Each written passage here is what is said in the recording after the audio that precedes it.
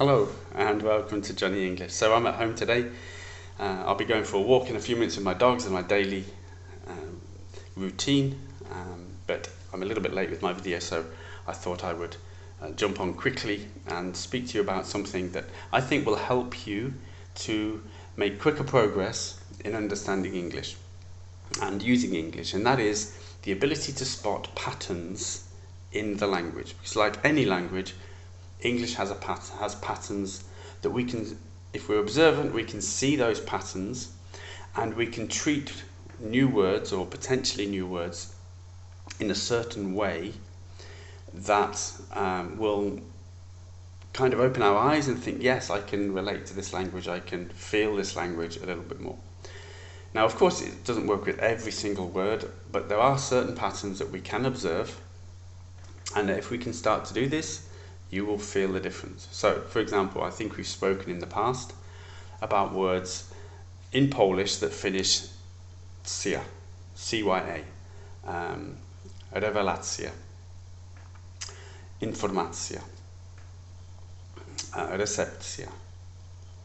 All of those words finish cia, and if you have a word like that in Polish, there's a very good chance that if you just change the ending to shun, revelation, information, reception, it's exactly the same word. So you see this cia ending, have a go. Think, well, maybe it's a shun ending. And as I said, not every single time, but many, many times, it will be the exact same word, exact corresponding word in English to the Polish. So that's a pattern to observe. So there are many times that this happens in English. Another one that I wanted specifically to speak about today is the able, able ending. Now, of course, we have vegetable. That's a different type of ending. But when we have able, for example, doable, relatable, believable, the able, the able part on the end, basically means you are able to do those things.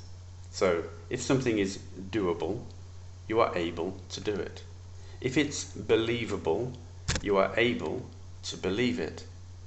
If it's relatable, you are able to relate to it.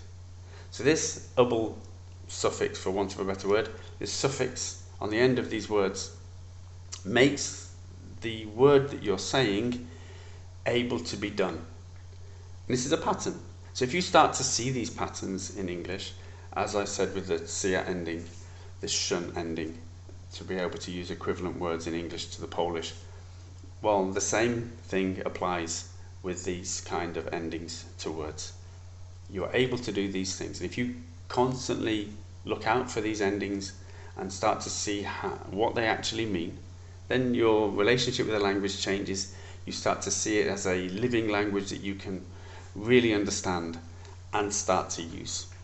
So, thanks for watching. Hopefully that's been useful, and please tune in next week for another video.